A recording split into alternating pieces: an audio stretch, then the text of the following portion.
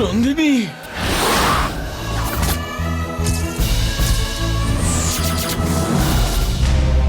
ভৈরব, হাল ছেড়ে দিলে তো? কেন কেন এরকম করলে তুমি? কি হলো মা?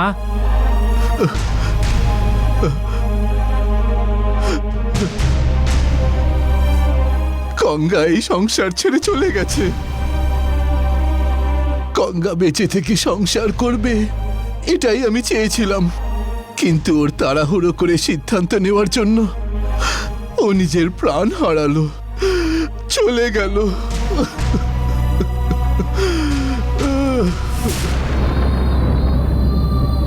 গঙ্গা, গঙ্গা, গঙ্গা।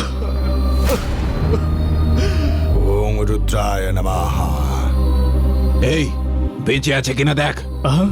দাদা, শেষ হয়ে গেছে। স্বামীজি, মরে গেছে।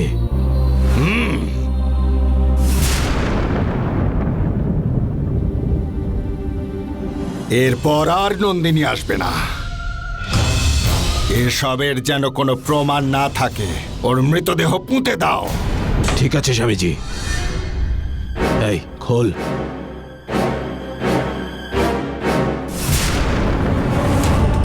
তাড়াতাড়ি কর।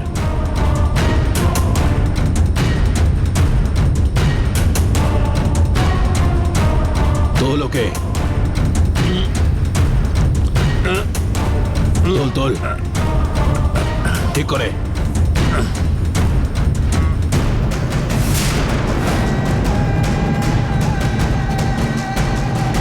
মাটি চাপা দে তাড়াতাড়ি।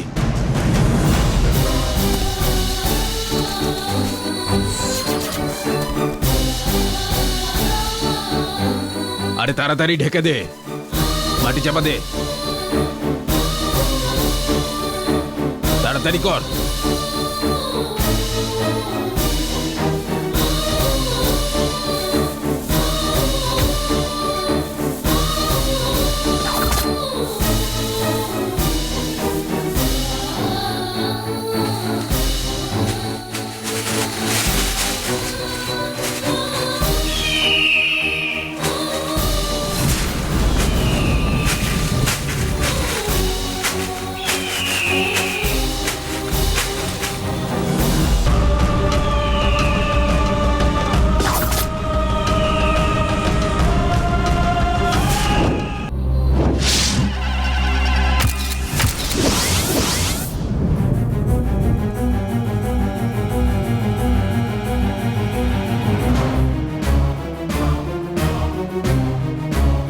হ্যাঁ, আজকে যেভাবেই হোক জঙ্গলের দেবীর দর্শন করতেই হবে।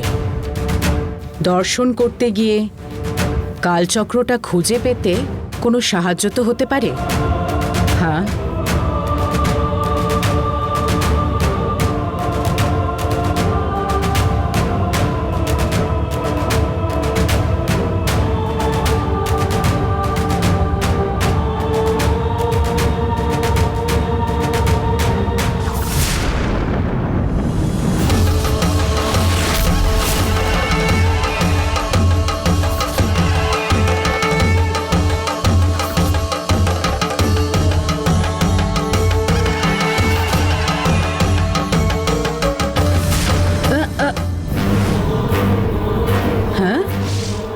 এই জঙ্গলে মোবাইল কোথা থেকে? হ্যাঁ, কার হতে পারে দেখি তো।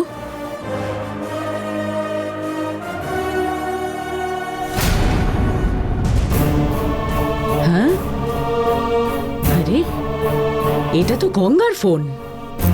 এটা এখানে কোথা থেকে এলো? মানে গঙ্গা এখানে এসেছিল? কিন্তু কি কাজে এসেছিল? জঙ্গলের দেবীর রূপে থাকা কালিকাম্বা দেবীর দর্শন করতে এসেই মনে হয় গঙ্গা ফোনটা ফেলে গেছে। কালিকাম্বা দেবী এইটা আমার চোখের সামনে এনেছে, তার মানে হচ্ছে একটা না একটা কিছু ব্যাপার নিশ্চয়ই আছে। আর সেটা কি আমি জেনেই ছাড়বো। হ্যাঁ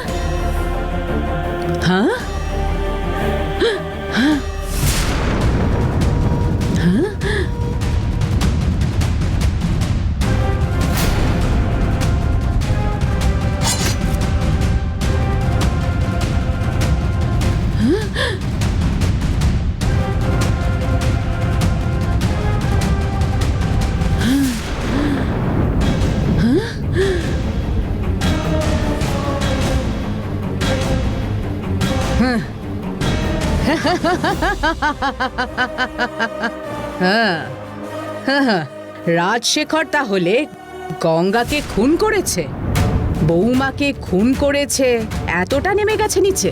কারণ তো নিশ্চয়ই কিছু আছে। কেউ জানুক আর নাই জানুক, রাজশেখর যে কাজটা আজকে করে ফেলেছে তার সাক্ষী আমার হাতেই আছে। আমার কাছে যেই কালচক্রটা ছিল সেটা ও ফিরিয়ে না দিয়ে এই রাজশেখর আমাকে বাড়ি থেকে তাড়িয়ে দিল। হ্যাঁ, ওর কুকর্মের প্রমাণ এখন আমার হাতেই আছে। এখন এই প্রমাণগুলোই এবার রাজশেখরকে জব্দ করবে। এবার ওর কাছ থেকে 3টে কালচক্র আমি নিয়ে নেব।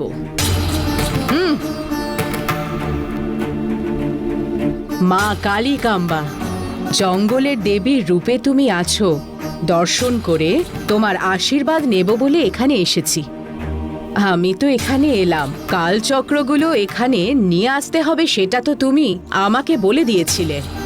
নিয়ে আসবো মা, তুমি তো আমার শক্তি রূপের গুরু। তোমার সৃষ্টি করা কালচক্রগুলো হাতে পাওয়ার পর তোমার সাথে দেখা করতে আসবো। তুমি যেই দিকে তাকিয়ে আছো সেই দিকে তাকিয়ে দীর্ঘ দণ্ড প্রণাম করছি। কাল ভৈরবী।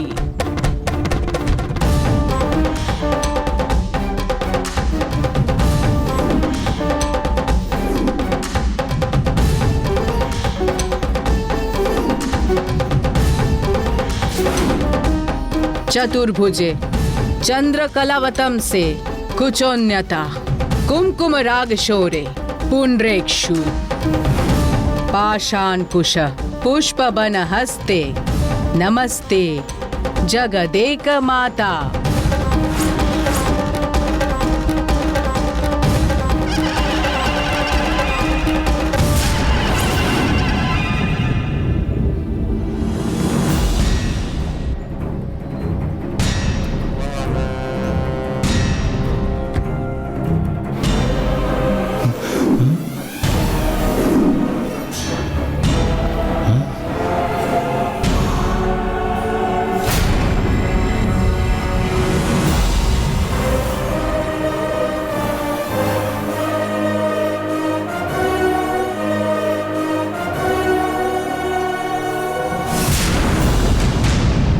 এই মাধবদা, দাদা ইলেকট্রিসিটির বিলটা জমা দিতে বলেছিল, দিয়েছো?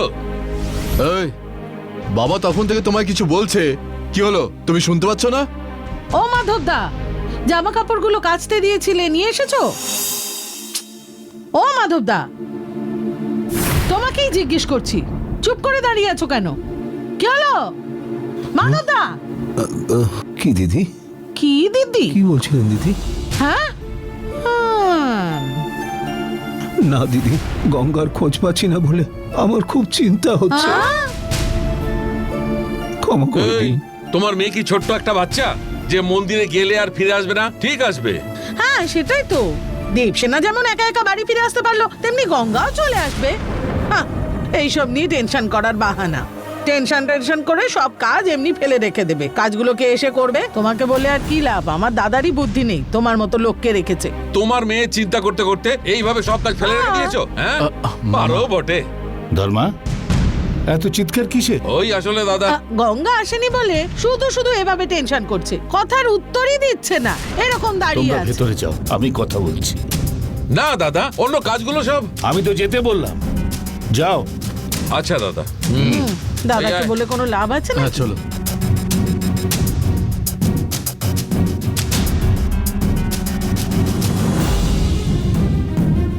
কি হয়েছে মাধবদা? সকালে মন্দিরে গেছিল, এখনো এলো না। ফোন করলে ফোনও ধরছে না। জামাই বাবাকে জিজ্ঞেস করলে চলে আসবে বলে বলছে, কিন্তু আমার তো খুব ভয় লাগছে মালিক। গঙ্গা ঠাকুরের কাছে গেছে। মালিক,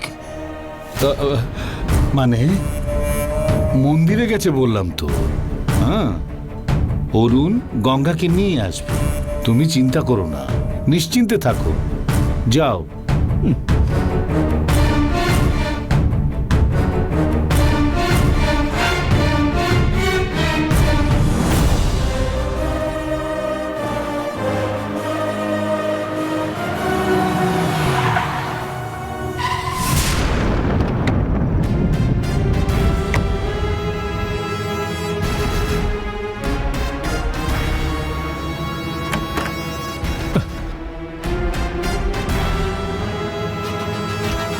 বাবা, এরকম কেন করো? কতবার বলেছি নিজের শরীরের খেয়াল রাখো। নিজের স্বাস্থ্যের খেয়াল না রেখে সব সময় বিজনেস বিজনেস করলে কি করে হবে?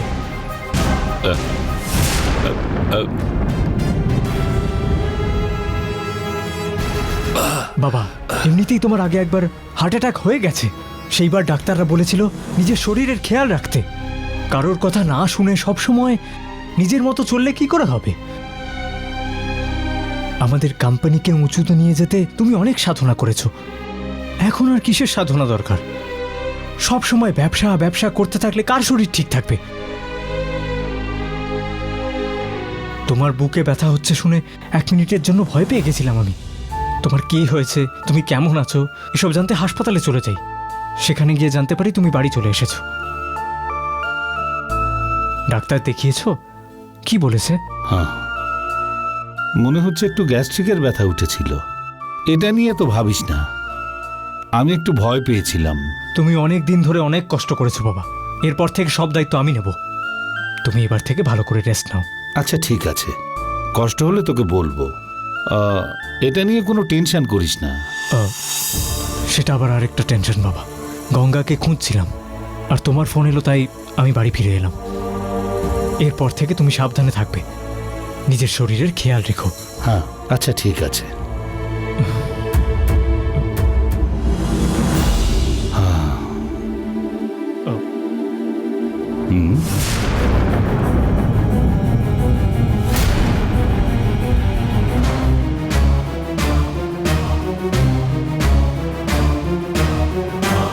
বাবা, তুমি গঙ্গাকে কি কোথাও পাঠিয়েছো?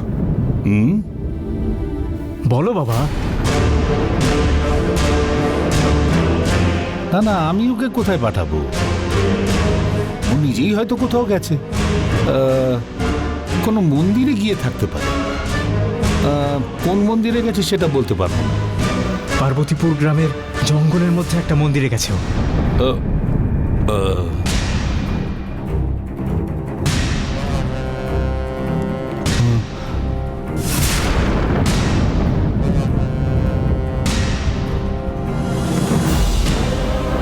ওই স্বামীজির কথা অনুযায়ী ওকে ওখানে পুজো করতে পাঠাওনি তো? আমার অজান্তে পাঠিয়ে থাকলে বলো না বাবা। আমি কোথাও পাঠাইনি অরুণ, শুধু শুধু আমার উপর সন্দেহ করো না। কি হলো বাবা? কিছু না, ঠিক আছে। তোমার শরীরের কথা ভুলে গিয়ে গঙ্গার বিষয় জিজ্ঞাসা করে আমি তোমায় টেনশন দিয়ে ফেললাম। আমি যা হোক করে ওকে খুঁজে বের করব। তুমি এসব নিয়ে চিন্তা করো না, একটু ধৈর্য ধরে থাকো, রেস্ট নাও এখন।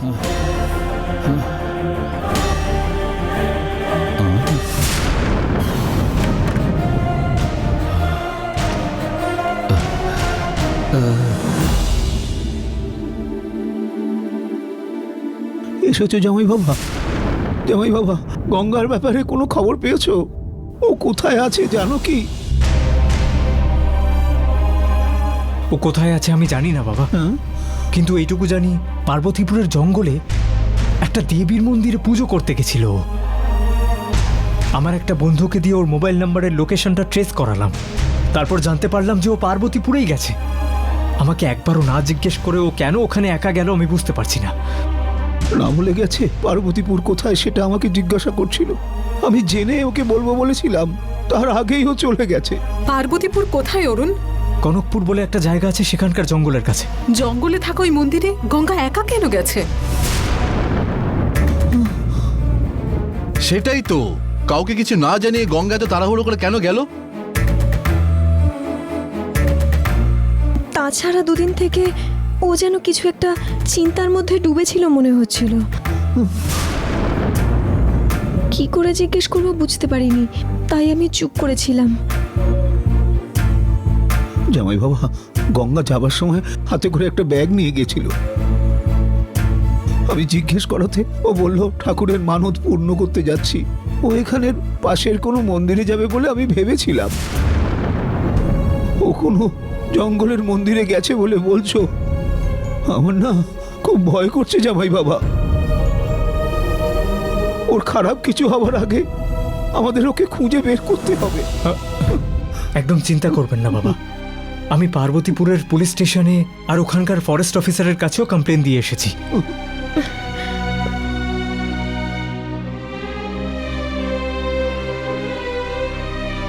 ওরা সবাই মিলে গঙ্গাকে খুঁজছে, ভয়ের কোনো কারণ নেই।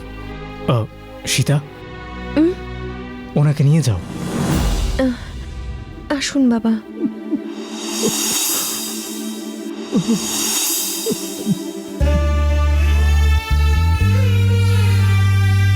গঙ্গাকে পাওয়া যাচ্ছে না বলে মাধবদাকে বুঝিয়ে সুঝিয়ে সান্ত্বনা দিয়ে পাঠিয়ে তো দিলাম, কিন্তু দেবসেনা এলে ওকে কি বলে বোঝাবো কিছুই তো বুঝতে পারছি না। স্কুলে যাওয়ার সময় গঙ্গায় যাতে ওর জামা কাপড় চেঞ্জ করে দেয় তার জন্য জেদ করছিল। গঙ্গা মন্দিরে গেছে বলে বুঝিয়ে তখনকার মতো শান্ত করেছিলাম।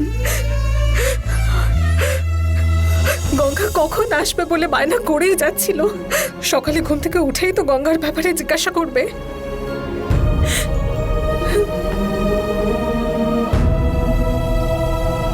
তখন যে ওকে কি উত্তর দেব কিছুই বুঝতে পারছি না আমি।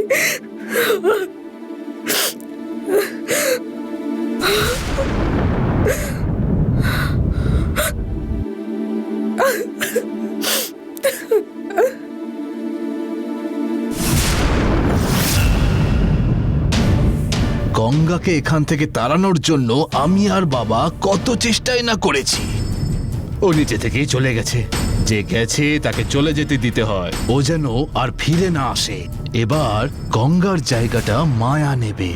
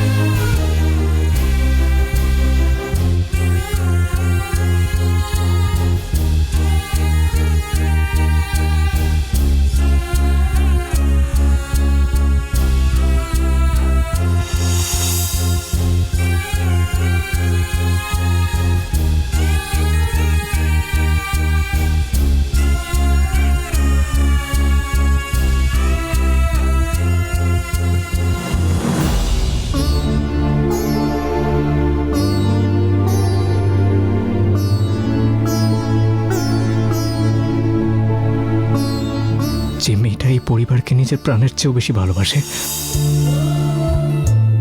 তাকে এখন আমি খুঁজেই পাচ্ছি না। আমি যে কি করব বুঝতেই পারছি না।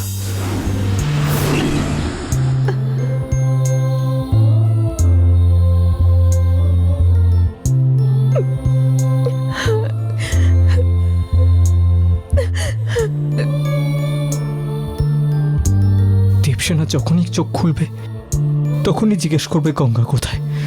ওকে আমি কি উত্তর দেব তুমি বলো? যখন সীতাকে খুঁজে পাওয়া যাচ্ছিল না, দেবসেনা তখন সেটা সহ্য করতে পারেনি।